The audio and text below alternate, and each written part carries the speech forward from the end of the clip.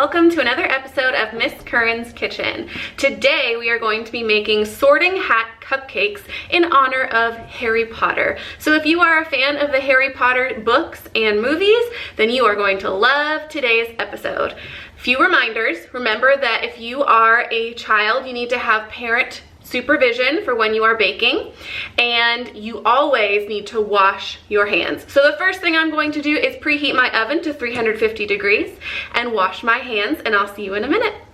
I'm using a standard vanilla cake box mix, and just like last week, I altered the ingredients slightly to make it taste like it came from a bakery. The recipe on the box calls for 3 eggs, but I'm adding 4 eggs. Then instead of 1 cup of water, I use 1 cup of milk, and then the recipe calls for 1/3 cup of softened butter. Then I add 2 teaspoons of vanilla and mix it up.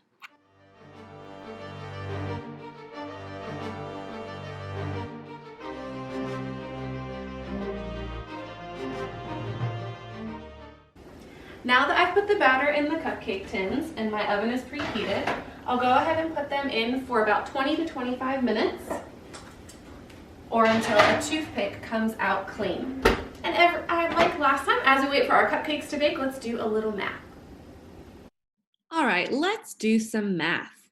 I want to figure out about how much it's going to cost me to make these sorting hat cupcakes. So I've made a shopping list first of what I need to get at the grocery store with about how much it costs. Now, I may not be exact because I also have to factor in tax, but I want to get a general idea of about how much it will cost me. So you see over here, I have all the items and how much they cost me. And I'm wondering about the total. Well, I see that there are 3 whole numbers, so that's going to be pretty easy to add up first. So first I added 7 plus 3 plus 3, which is 13. Then I chose 3 different numbers because you know what? It's really hard to add up like 10 different numbers. So I'm just picking a few at a time. I'm still remembering that I have 13 so far, and I'm crossing out which numbers I've already added. And next I'm going to add these 3, $1.20, $1.60, and $1.60. Well, I know 6 plus 6 is 12, plus 2 is 14, so I have to carry my 1, and then I have $4.40. So I'm again going to tack that up here and put 13 plus $4.40 to remember how much I've added so far. The last 3 numbers are $3.50, $3.30, and $2.20. So I'm going to add those up again. I know 5 plus 3 is 8, plus 2 is 10. So I'm going to carry my 1 and bring my 0 down. And then I have 3 plus 3, which is 6, plus 2, which is 8, plus my 1, which is 9. So I'm going to put that up here and add up all 3 of these numbers together. So I have 13 plus $4.40 plus $9. Now with decimals, this is where you have to be really careful, friends, because I have to make sure that my whole number 13, I add my cents, my decimal points, so I can easily add my $4.40, and I have to line up my decimal points to make sure I add correctly. Now, I know I bring my 0 down, my 4 down, I make sure I have my decimal point, and I have 9 plus 4 plus 3, which is 16, carry my 1, and I have about $26.40. Knowing that at the grocery store, the prices may be slightly different and I have to factor in tax, I'm gonna budget about $30 for these cupcakes. Last week, I told you to save the halves of the Oreos for this week's episode. We'll be using them to make hats. You'll also need some unwrapped Hershey's Kisses, and then I put some unwrapped Hershey's Kisses in a bowl to microwave because you'll also need some melted chocolate. Microwave for 30 seconds to 1 minute.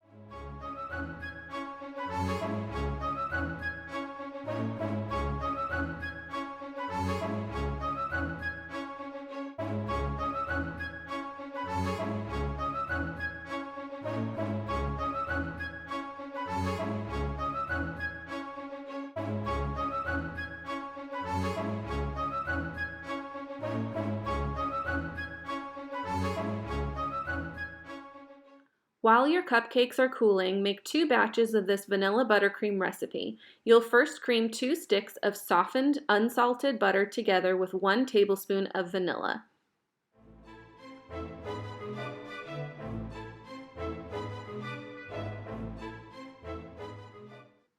Then slowly add in 1/8 teaspoon of salt and 3½ cups powdered sugar.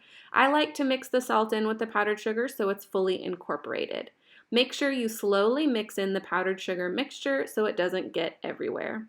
Then add 1/4 cup heavy whipping cream, about 1 tablespoon at a time. You will need 1 batch of the buttercream to frost the top of your cupcakes. With the second batch of buttercream, separate it into 4 bowls to make different colors. Make 1 red for Gryffindor, green for Slytherin, yellow for Hufflepuff, and blue for Ravenclaw. You can put them into piping bags, but I put them into these containers for easy piping.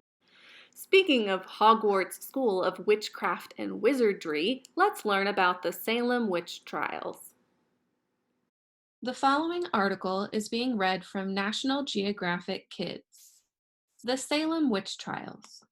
One freezing day in January of 1692, something strange happened inside the Paris household of Salem Village, Massachusetts. As sleet and snow heaped higher outside their door, Betty Paris and her cousin Abigail began to twitch and twist their bodies into strange shapes, speaking in words that made no sense. Betty's alarmed father, the Reverend Paris, immediately called on a doctor to examine the girls. The doctor's diagnosis? The pair had been bewitched. Witch hunt. At the time, Salem Village was a small New England town populated mostly by Puritans, or religious individuals with a belief in the devil. The Puritan way of life was strict, and even small differences in behavior made people suspicious. Upon hearing about the Paris girls' behavior, much of the Puritan community agreed that the duo had been victims of witchcraft. When asked who had done this to them, Betty and Abigail blamed 3 townswomen, including Tituba, a Native American slave who worked in the Paris household. Tituba was known to have played fortune-telling games, which were strictly forbidden by the Puritans. The other 2 accused women, Sarah Good and Sarah Osborne, weren't liked by the community either. On trial. The 3 women were thrown in jail to await trial for practicing witchcraft. During the trial, Tituba confessed to having seen the devil and also stated that there was a coven or group of witches in Salem Village area. Good and Osborne insisted they were innocent. The court didn't believe them and found all 3 women guilty of practicing witchcraft. As the weeks passed, other young girls claimed to have been infected by witchcraft too. They accused other townspeople of torturing them, and few of the so-called witches on trial even named others as witches. Women were not the only ones believed to be witches. Men and children were accused too. By the end of the trials in 1693, 24 people had died, some in jail, but most by hanging. The hysteria fades. Eventually, after seeming to realize how unfair the trials were to the accused, the court refused to hear any more charges of witchcraft. All of the accused were finally pardoned in 1711. No one's really sure why the witch craze spread the way it did, but it brought lasting changes to the United States legal system and the way evidence and witnesses were treated. The Salem Village hangings were the last executions of accused witches in the United States. Using a teaspoon, carefully spoon out the center of each cupcake and either enjoy or put aside. Then pipe in the different color frosting in each cupcake. Once that's done, pipe on some white buttercream and top with a hat.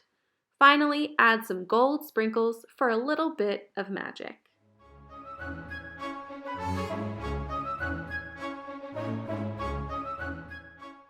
And that is how we make sorting hat cupcakes inspired by Harry Potter. Thank you Delish.com for the idea for the recipe. I had so much fun with these. I hope you did too. I don't know about you, but I have rewatched all of the Harry Potter movies while I've been in quarantine. If you have not read the books, go on Kindle or your local library and see if you can read them while you are stuck at home because they are awesome. So to recap for today, we have practiced our adding skills with our shopping list. We learned a bit about the Salem Witch Trials, and now we get to see what house Miss Curran would be sorted in if I were in Harry Potter. So let's see.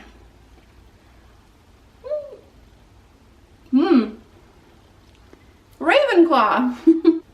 Thank you for baking and learning with me today. I hope you enjoyed it and see me next week for another episode of Miss Curran's Kitchen.